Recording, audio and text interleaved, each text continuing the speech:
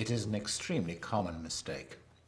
People think the writer's imagination is always at work, that he's constantly inventing an endless supply of incidents and episodes, that he simply dreams up his stories out of thin air. In point of fact, the opposite is true.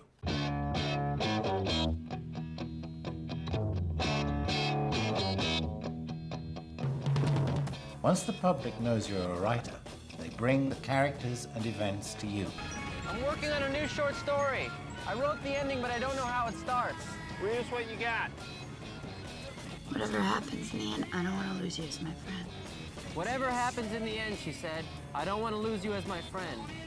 I promise. I will never be your friend. He looked into her eyes. I promise I will never be your friend. No matter what. Ever. No matter what, ever. Her voice cracked. If we fuck, I'm gonna feel like shit tomorrow. That sound okay? Yeah. It's hard for me to judge the ending without knowing the rest of it. I like how mean you are. You remember how I got into this school? You wrote a play. That's right. Second grade. A little one-act about Watergate. What'd you think, Dad? Didn't seem believable to me. Well, did you at least think the characters were well developed? What characters? There's a bunch of little kids dressed up in animal costumes. Really? Oh, you don't want remarks? I didn't need remarks, do I? I only asked you to proofread it because I thought you'd be even more impressed by how good it already is. Let's start with the typos. Don't cry in my office.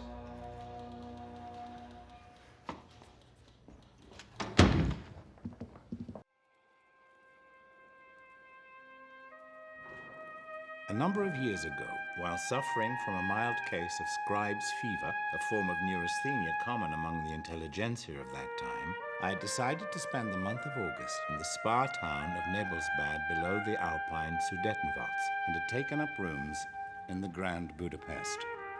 A picturesque, elaborate, and once widely celebrated establishment. I expect some of you will know it.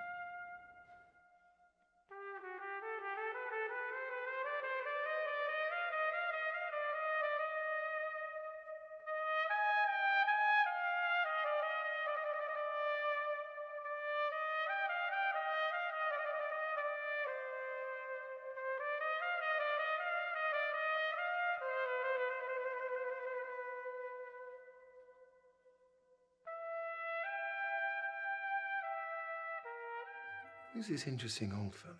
I inquired of Monsieur Jean.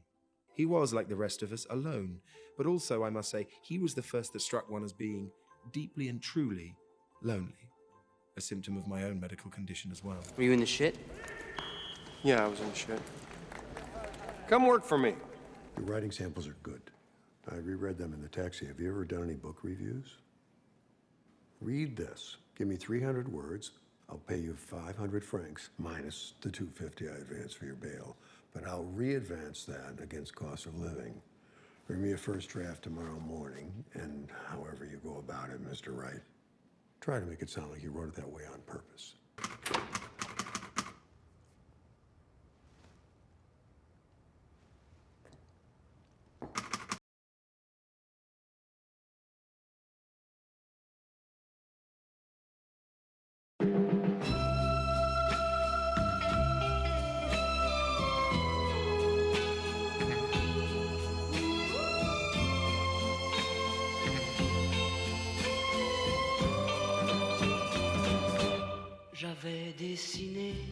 There is a particular sad beauty, well known to the companionless foreigner as he walks the streets of his adopted, preferably moonlit city, in my case, Henri, France. I have so often shared the day's glittering discoveries with no one at all. But always, somewhere along the avenue or the boulevard, there was a table set for me. I'm not brave. I just wasn't in the mood to be a disappointment to everybody. The city's full of us, isn't it? I'm one myself. Seeking something missing. Missing something left behind. That's the best part of the whole thing. That's the reason for it to be written. I couldn't agree less.